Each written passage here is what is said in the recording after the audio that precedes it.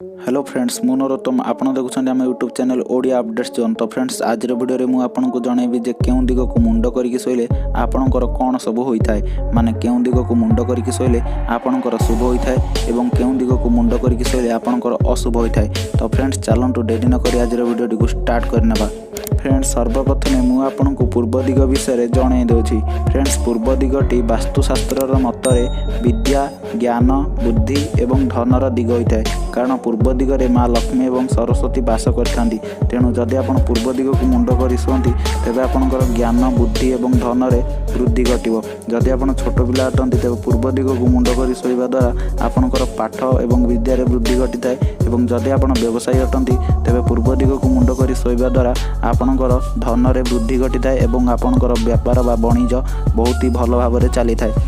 Friends एबे आमे जानिबा उत्तर दिग विषय। जदि आपण उत्तर दिग को मुंड करी शुअंती तेबे आपणकर शरीर असुस्थ रहिबो एवं मन विचलित रहिबो, नाना प्रकार दुश्चिंता देखा जिवो एवं उत्तर दिग को मुंड करी शोइबा समय रे रात्रि रे बहुत खराब स्वप्न देखिबे। तेणु करी उत्तर दिग को आपण केबे भी मुंड करी शुअंतु नाही।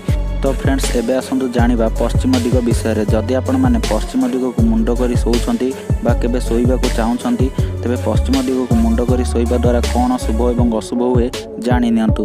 फ्रेंड्स पश्चिम दिग को मुंड करी शोइबा द्वारा आपण मानकर विद्या एवं धन हानि होता है एवं आयु मध्य कमी थाए।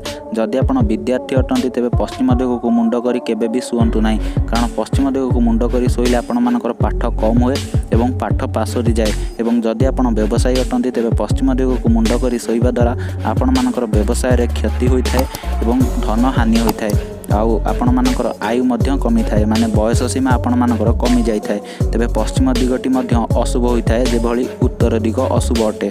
फ्रेंड्स एबे शेष रे जो दक्षिण दिगटी बळिछि ता विषय मध्य जानि नियंतु। जदि आपण दक्षिण दिग को मुंड करी शोइबे तेबे आपनको बहुत ही भल निद होइथाए एवं आपण मानकर शरीर आरोग्य रही थाए एवं मन प्रफुल्लित रही थाए। फ्रेंड्स वास्तुशास्त्र मतरे दक्षिण दिगटी मध्य पूर्व दिग भली बहुत ही शुभ होइथाए। तेणु जदि आपणक घरे पूर्व दिग को मुंड करी शोइबा पई कोनोसी भी जगह नाही तेबे आपण दक्षिण दिग को मुंड करी शोइ परिबे, किंतु उत्तर एवं पश्चिम दिग को मुंड करी केबे भी शुअंतु नाही। एहा द्वारा आपण मानकर सब किछि क्षति एवं अशुभ होइथाए।